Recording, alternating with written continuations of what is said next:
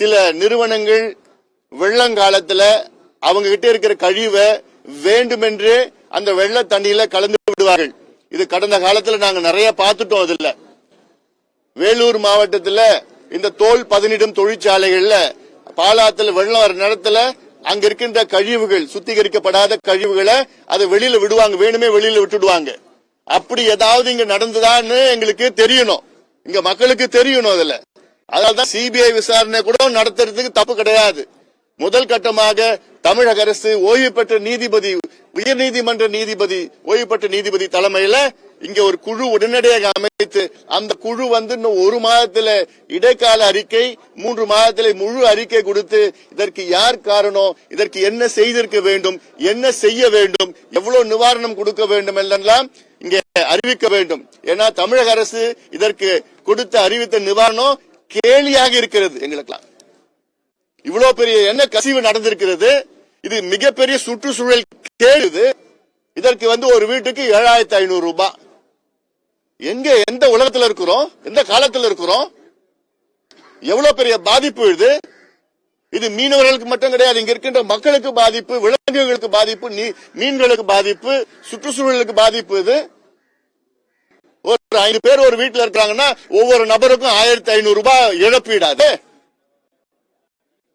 அமெரிக்காவில சமீபத்தில் இதே போன்ற ஒரு எண்ணெய் கசிவு நடந்தது பெரிய அளவில்.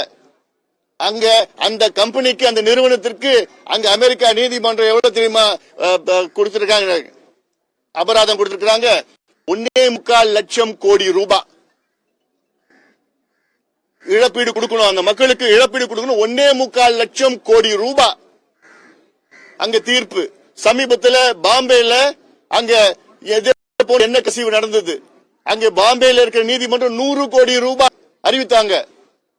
ஏன் சென்னையில இங்க 2 கப்பல்கள் மோதி இங்க சென்னையில என்ன கசிவு வந்தது, அதுக்கு 240 கோடி ரூபாய் அறிவிச்சாங்க பசுமை தீர்ப்பாயம் எல்லாம். இதற்கு 8.25 கோடி ரூபாயாம். என்ன அநியாயம் அது! இவ்வளவு பெரிய பிரச்சனை, இவ்வளவு பெரிய பாதிப்பு, சுற்றுச்சூழல் கேடு. 2 ஆண்டுகள் 3 ஆண்டுகள் அப்படியே இந்த எண்ணெய் கசிவுனால இவ்வளவு பெரிய பிரச்சனை வரும். இப்ப இருக்கிற இங்க இருக்கிற இன்னைக்கு நாங்க பசுமை தாய் சார்பில் ஒரு மருத்துவ முகாம் நடத்திட்டு இருக்கோம். நான் தான் அதுல இனாகிரேட் பண்ணிருக்கிறேன். நான் அதுல கேட்டா அவ்வளவு பாவமா இருக்கிறாங்க. கால்ல பிரச்சனை, எங்களுக்கு மூச்சு விட முடியல, அங்க வெளியில போக முடியல, எங்க தோல் பிரச்சனை, எல்லா பிரச்சனையும் பேசிட்டு இருக்கிறாங்க அதுல மக்கள். ஆனா அரசாங்கம் ஏதோ அறிவிச்சுட்டு எங்க வேலை முடிஞ்சு போச்சுன்னு சொல்லிட்டு இருக்கிறாங்க. வந்ததே தாமதம். 3 நாள் கசிவு ஏற்பட்ட 3 நாளுக்கு அப்புறம் தான் வந்திருக்கிறாங்க. அதன் பிறகு ஒண்ணுமே இல்ல சொல்லிட்டு இருக்கிறாங்க. ஏன் அப்படி சொல்லிட்டு இருக்கீங்க? ஏத்துக்குங்க, பிரச்சனை வந்திருக்குது, நாங்க இதுல சமாளிச்சுட்டு இருக்கிறோம், ஏதோ பண்ணிட்டு இருக்கிறோம், ஏத்துக்க வேண்டியதானே. அது என்ன, எதுவுமே ஏத்துக்க மாட்டீங்க நீங்க. ஏத்துக்கிறது தான், ஏதாவது நடந்ததுன்னா தவற ஏத்துக்கிறது தான் நல்ல நிர்வாகத்துக்கு அழகு.